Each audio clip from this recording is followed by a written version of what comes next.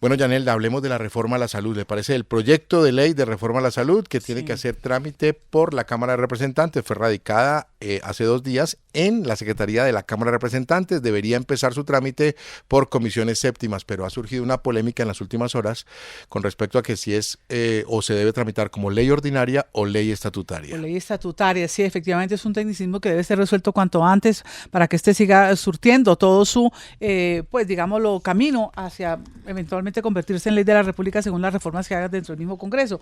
Y muchas voces se han escuchado también, ¿no? En torno a lo mismo. Sí, sí, vamos en primera instancia a saludar a Andrés Vecino. Él es investigador en sistemas de salud de la Escuela de Salud Pública de la Universidad Johns Hopkins. Bienvenido, doctor Vecino. Gracias por estar con nosotros aquí en RCN Radio. Buen día para usted. Yanela, Jesús, buenos días a todos y todas. Cuento que acá hay un grupo de congresistas que está haciendo un llamado en las últimas horas al gobierno nacional por un tema de si debe ser tramitada el proyecto de ley de reforma a la salud como ley ordinaria o ley estatutaria. Claro que el presidente anoche salió con un trino y les respondió diciendo que lo que se pretende hacer con el proyecto de ley de reforma a la salud modifica la ley 100. En consecuencia, para el presidente se debe tramitar como ley ordinaria y para este grupo de congresistas dice que debe ser estatutaria porque se modifica y se toca un derecho fundamental como es el derecho a la salud. Antes de profundizar en otros temas que sabemos que usted ha tratado inclusive en su propia cuenta de Twitter, ¿qué le parece este debate que ha salido en las últimas horas? ¿Debe ser vía ordinaria o estatutaria? ¿Sí se toca un derecho fundamental como es el de la salud, doctor Vecino? Pues Jesús, yo la verdad no puedo hablar desde la experticia del tecnicismo legal. Lo que he leído de personas que sí saben es que si bien se toca el núcleo del derecho, el precedente con las reformas previas se hacía a través de ley ordinaria y no ley estatutaria, ¿cierto? Sin embargo, la ley estatutaria vino después. Entonces hay un espacio gris, según entiendo, que permite, digamos, este tipo de discusión. Pero yo honestamente no sería la persona más indicada para Claro. hablar de ese tema. No, totalmente de acuerdo y sabemos que su especialidad es otra, pero también le pido que me comprenda que tenía que hacerle la pregunta porque como es lo más reciente en relación con el proyecto de ley, quería arrancar por ahí. Yanelda. Bueno, sí, es que usted ha hecho un hilo bien interesante que ha sido ya registrado por prensa internacional sobre los problemas que se podrían estar presentando e incluso las limitaciones también del modelo que está presentando el gobierno a consideración del Congreso sobre esta reforma a la salud. Por ejemplo, el riesgo que es muy tácito, que usted también lo expresa en su cuenta, de los hospitales que puedan tener al momento de atender personas que representen una alta carga en materia económica y que esos recursos no estén. ¿Qué podría pasar allí según este articulado? Bueno, digamos que hay bastantes preocupaciones con respecto a la reforma desde el punto de vista técnico. Uno de ellos es definitivamente la forma como se fragmenta la financiación. Y yo para eso quisiera empezar diciendo que lo que está escrito hoy en día en la reforma es lo mismo que estaba escrito en los borradores que se filtraron y las presentaciones que se hicieron a la Comisión Séptima de Cámara de Representantes desde diciembre, noviembre. Entonces uno se pregunta por qué hasta ahora estamos viendo el texto final cuando nos dijeron que estaban conciliándolo y realmente pues no hubo cambios. Lo que vemos en esto es que hay básicamente varios tipos de fondos. Un fondo regional, un fondo departamental, un fondo municipal. Y estos reciben diferentes tipos de ingresos dependiendo de las fuentes de recursos. Uno que preocupa en particular es el fondo regional.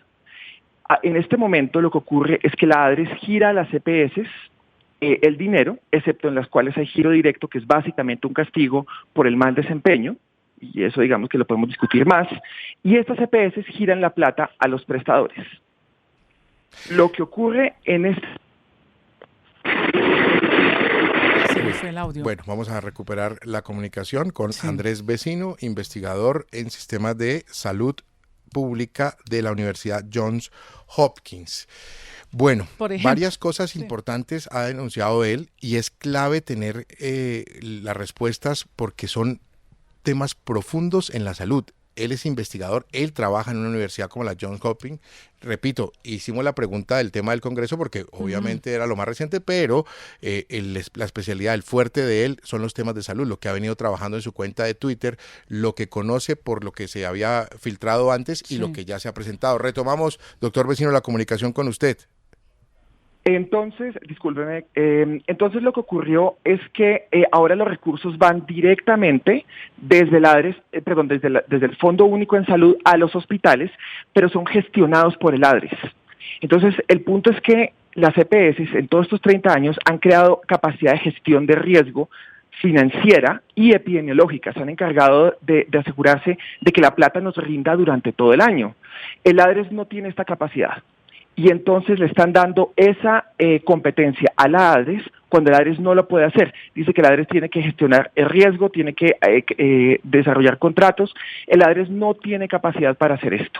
Lo que ocurre entonces es que los hospitales van a recibir una plata basada en un per cápita, ¿no? Que depende de la población a la que tratan. Pero si por alguna razón la plata no les alcanza, entonces simplemente en algún momento del año simplemente se les acaba la plata y volvemos al tema de los hospitales públicos antes del 93, donde los recursos se acababan a mitad de año, en septiembre, lo llamaban septiembre negro, entre otras cosas, terrible nombre además, y esos últimos 3 meses pues los hospitales se quedan sin recursos. Sí, es cierto, había adiciones en el momento, pero eso no quiere decir que las adiciones sean completas, eran adiciones parciales y ustedes, los que tienen suficiente edad recordarán, que la gente de hecho llevaba el instrumental, llevaba los guantes para hacer las cirugías, llevaba las suturas. Eso digamos que es a lo que nos podría enfrentar un sistema de subsidio de la oferta en todo el país. Eso sin perjuicio del hecho de que el subsidio de la oferta puede tener sentido en áreas donde no hay mercado, es decir, en áreas rurales. Sí. Y es por eso que yo he insistido, con eso termino, es por eso que yo he insistido en que es importante hacer 2 sistemas de salud para 2 Colombias diferentes. Mantener lo que sirve para las áreas urbanas del sistema que tenemos actual y un sistema diferenciado para áreas rurales donde realmente no está funcionando tan bien. Según el estudio que usted ha podido hacer, el análisis que ha podido determinar, ¿sí van a desaparecer las EPS o no? Absolutamente sí, eso es clarísimo. A pesar de lo que les fue dicho en la reunión de la semana pasada, es clarísimo en la ley, y de hecho es clarísimo en una entrevista que ayer hizo el director de la ADRES, que en el largo plazo la expectativa es que desaparezcan. Lo que se hace por ahora es tenerlas en un periodo de transición en el cual ellas estarían presentes, entregando los usuarios al ADRES a medida que el ADRES adquiere capacidad, si es que la adquiere. Al final de todo, las EPS desaparecerían. Las EPS, mire, si usted lee la reforma, lo único que no es ambiguo, porque a mí me impresionó bastante la ambigüedad de la reforma, lo único que no es ambiguo son las funciones de las EPS. Las EPS pasan de gestionar el riesgo, de crear redes, de agendar citas, de gestionar en nombre del paciente, no todas, sí, no siempre, pero gestionar en nombre del paciente, a solamente hacer auditorías fiscales, hacer, organizar los CAPS, que son los centros de atención primaria, y básicamente gestionarlos. Doctor Vecino, ¿que desaparezcan las EPS sería bueno o malo? A mí me parece malo por una razón. Un sistema de aseguramiento requiere aseguradores. Así sea un asegurador público único, ok, eso está bien, pero necesita aseguradores. Para la gente, ¿qué implica el aseguramiento? El aseguramiento lo que implica es que todos ponemos un poquito de plata y nos aseguramos de que nos rinda a todos. En el mundo real, en los sistemas de salud de todo el mundo absolutamente, los costos siempre crecen más rápido que los ingresos. Y entonces, desafortunadamente, tiene que haber una cara no amable que Se nos fue Sí. otra vez, sí, el sonido. Vamos a retomar la comunicación. Tenemos fallas con Andrés Vecino en la Universidad Johns Hopkins. Es clave, Juan Carlos, saber la posición del tema de las EPS, porque ese es uno de los puntos que a la gente más le preocupa. Hoy inclusive le puedo adelantar, Juan Carlos, ASEMI va a compartir una información a la prensa donde definitivamente dicen que sí, el articulado sí elimina las EPS. Ya retomamos el diálogo con el doctor Vecino. Adelante, lo escuchamos. Discúlpenme, se va cada vez que entra una llamada. Entonces, entonces de lo que se aseguran los aseguradores es de esa cara no amable que se encarga de hacer lo que se hace, que se llama la evaluación de pertinencia y la priorización, es decir, coger los recursos y decir, las personas más graves las vamos a atender antes, las personas menos graves las vamos a atender después. Esas son las listas de espera que a veces vemos y que no nos gustan. Además de eso, se encargan de ver la pertinencia y es por eso que a veces vemos que las personas no atienden, por ejemplo, al siguiente nivel, no van al especialista. A veces hay excesos en esto, hay margen de error y eso está mal y eso hay que arreglarlo. De eso no hay ninguna duda. Pero el aseguramiento se encarga de hacer eso en todos los sistemas de salud donde existe. Si no hay aseguramiento, si no hay competencias, si no hay capacidad técnica y financiera para hacer tanto la priorización como esta evaluación de pertinencia, lo que puede terminar ocurriendo es que simplemente las personas no pueden acceder a los servicios de salud. El riesgo de problemas de acceso es enorme. Y esto, digamos, que ocurre en sistemas de salud bastante reputados. Les menciono 3, el japonés, el costarricense y el británico, que son diferentes. Tres de los cuales hemos mirado, digamos, con admiración y se han mencionado en esta reforma, pero sin embargo hay un riesgo de que vayamos hacia allá si retiramos el aseguramiento. Este no es un tema de privados versus públicos, de intermediación financiera, como le dicen, versus no. Es un tema de mantener el núcleo de lo que hace equitativo el sistema de salud, que es el aseguramiento.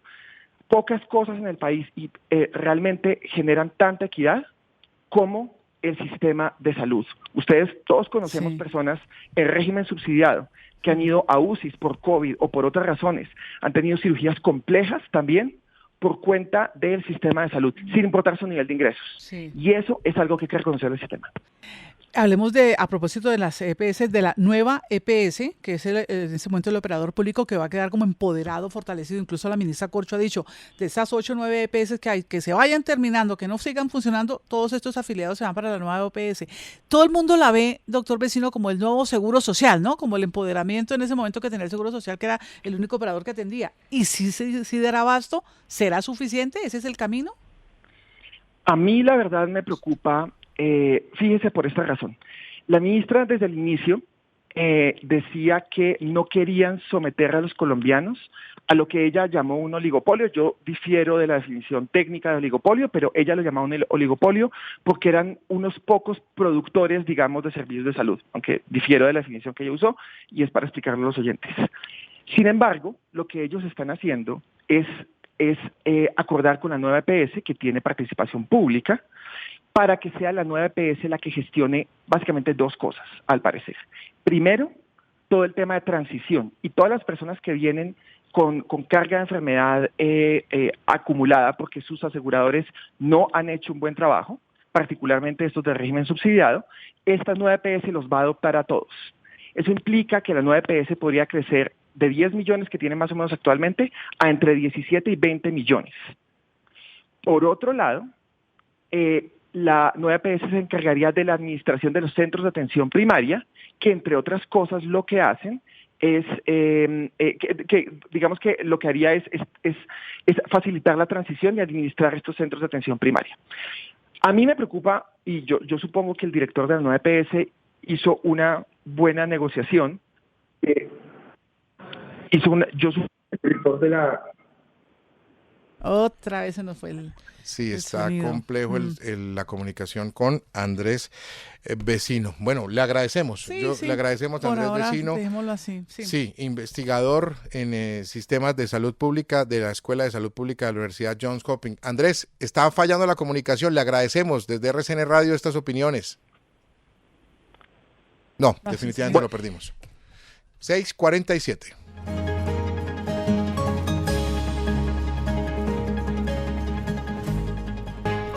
Donde están las noticias, está RCN Radio.